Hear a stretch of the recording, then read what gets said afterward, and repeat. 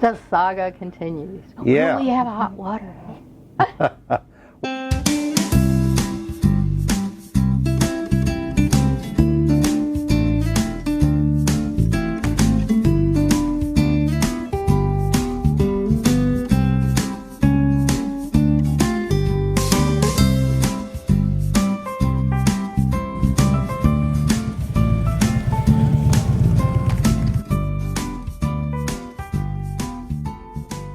All right, hi, this is Jim and Cher with Drive to Ride. We are out in the desert in Quartzsite, and we're going to show you a repair we had to do in the desert today.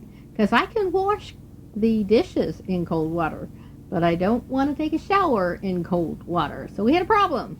No hot water. We did indeed. So let's see what happened. We got up this morning and turned on the hot water for take showers and such, and this is what we saw. Oh. Right up there. You'll see we have a light on here, and I want to turn the lights on so you can see perhaps what that is. But that's the DSI Fault Light. Basically what that means is we don't have any hot water. So what does the DSI fault indicator actually mean? Well, DSI stands for direct spark ignition. And for some reason, the circuit is not detecting a flame. So that can be for one of two reasons broadly. One is that there is no flame there, and that can be for several reasons. Or it can be that there is a flame, it's just not being detected. Okay, but let's go through the scenario. There is no flame. So you've turned on the propane, you've gotten the DSI fault indicator, and you've gone out and there is no flame there. That can be caused by broadly two things happening, or one of two things not happening. One, there is no gas flowing. So that could be caused because you're out of gas, the tank is shut off.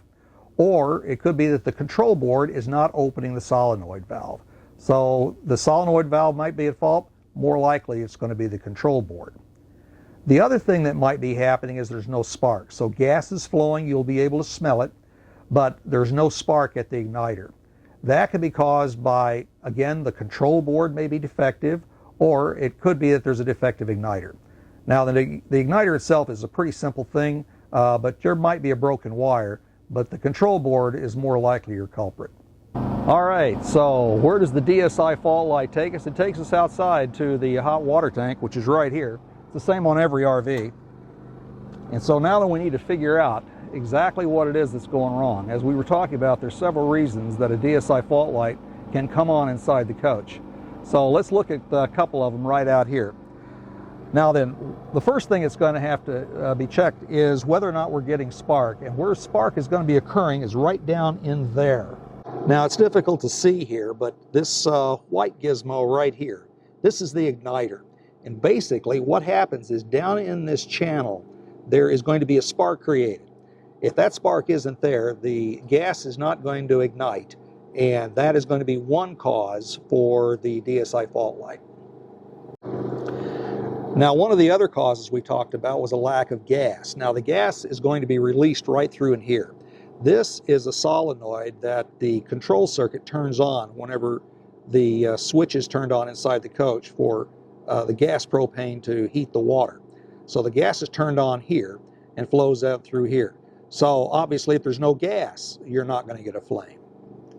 Now then, the control for the igniter and for the solenoid back up in here is controlled through this board up here. This is the control circuit for the hot water tank. This is the guy that not uncommonly goes bad, so we're going to find out about that. Now Sharon and I have tried this a couple of times now. Using radio, she's turning the switch on and off inside the coach, and we're not getting any spark. So I'm thinking at this point that it is the control board that's bad. So we're going to make some calls and see if we can find a replacement. Okay, so to remove this guy, and what we're going to do, we're actually going to remove it and take it into the RV parts house just to make sure that we get the right one. But it's very simple to come out. There's actually two connectors here. There's a 4-pin connector and a 6-pin connector. Those come off. There is a lock back there, so that's real easy. There is this guy that's going to come off. This is the wire goes down to the igniter. And then there's actually two mounting screws, one down here and one up there, and that's all there is to it, and this guy will come out. Okay, so all we need to do to take these out is going to be a 1/4-inch nut driver and a screwdriver. So what we're going to do is come over here and we'll start with taking the igniter's a wire off. It's just a pull connector, comes off like that. Then we will get the two connectors loose, and we'll use the screwdriver just to push aside the lock that's on there. There goes the 4-pin. And then there is the 6-pin. So those two are out. Now we'll take our nut driver and we will take these guys out. Just two sheet metal screws. I'm going to put them right down over there.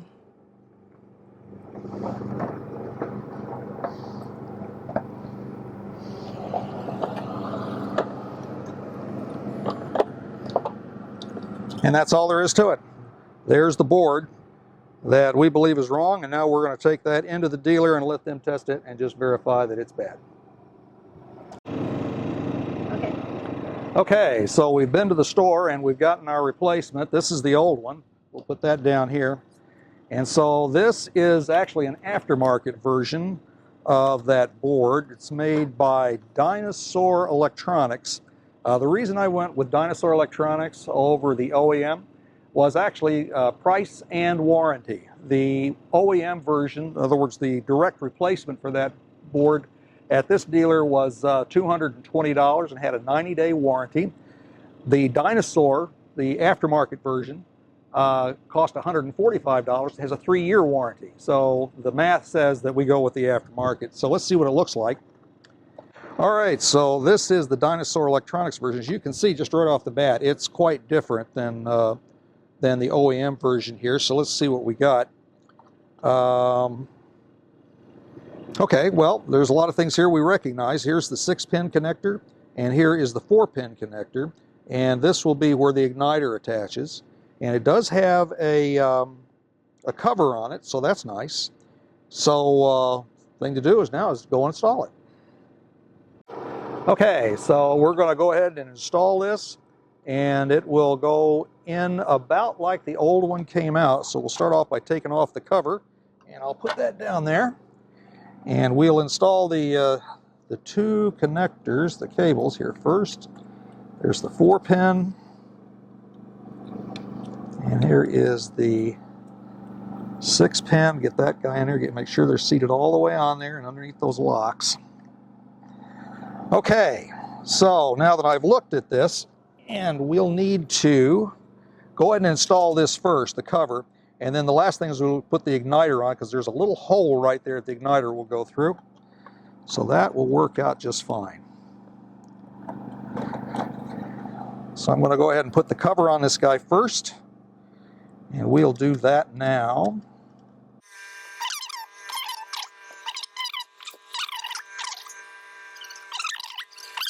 Okay, we got all 4 of the nuts on there. And reach back here and grab my... Now this does require a slightly different size. I think this is a 9/16. 5/16, I should say 9/16, yeah.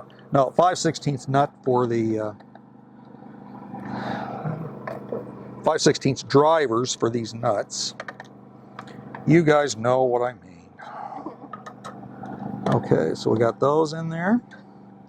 Now then we're going to take the igniter wire and get that attached. So that goes in here like that. Okay, that guy's there. Let me go back to my 1/4-inch driver.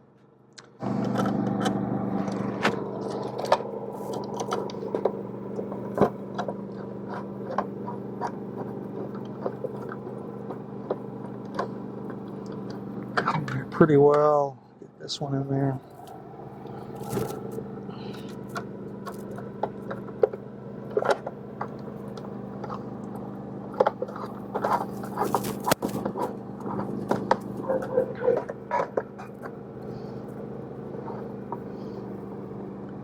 And there we have it. Voila. So we will do a little dress up here. And the next thing we will do is turn on the switch and see if we get flame. So let me go do that. You can turn it off for a second. I'll be right back. Heater, we're going to go in here and see what happens. It's on.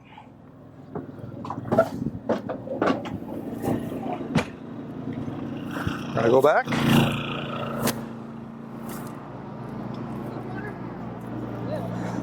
Okay, there we have it. We have a flame. We're back to having hot water, and that's how you change out a control board. Okay, if you enjoyed this video, give us a thumbs up and subscribe to the channel. We'd appreciate it a great deal. We'll give you some more insights into the Quartzsite RV show that's starting in just a few days and what it's like to boondock in the desert. Thanks again. Stay with us. All right, so hot water tank is fixed. He fixed it. Now I can have a hot shower. Yay! Life is good in the desert.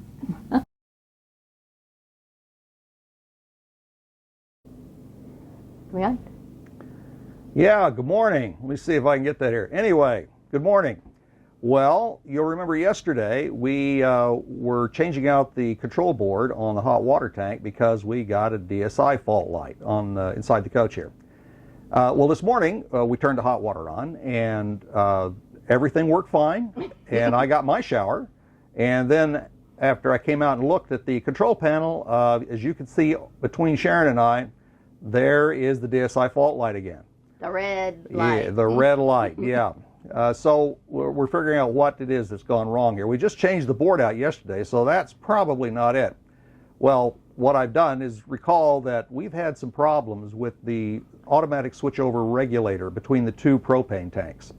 And I also know that the one tank is very low. So my expectation was that the regulator would switch over to the full tank as it came empty.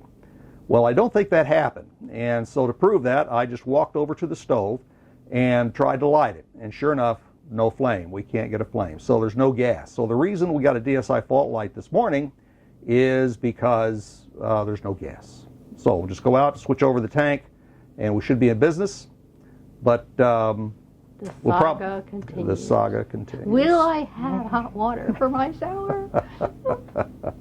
Stay tuned, we'll find out.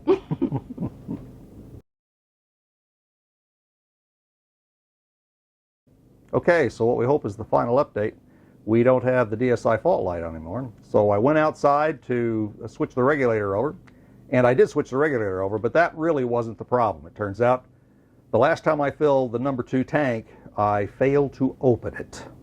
So the valve was closed, no gas, thus a DSI fault. So apparently the regulator is probably still okay, but we'll keep an eye on it. Thanks for watching. We have hot water. It's good.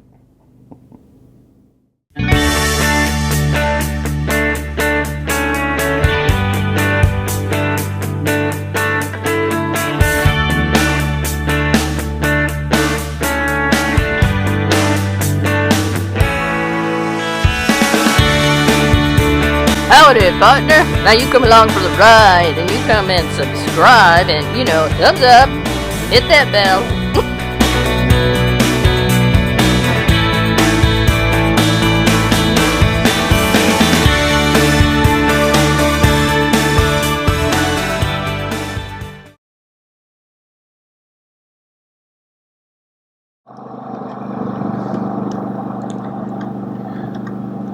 And we will fumble around and get all these nuts on there. If I try and hurry, it will never happen. Okay, there's one. And we'll just speed all of this up when we get to the post.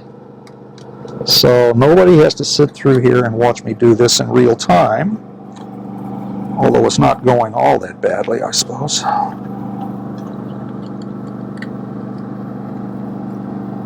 Yeah, they speed it up with your voice, so it sounds like it should. Yeah, we will go to music at that point if that's what we need to do. I think it'd be more fun sound like it should. We could do that as well. Just leave it on there, and we will take these guys. I'll drop the screw. Okay, we are recording. The saga continues. Yeah. Will we have hot water? Well, we had a little bit of hot water.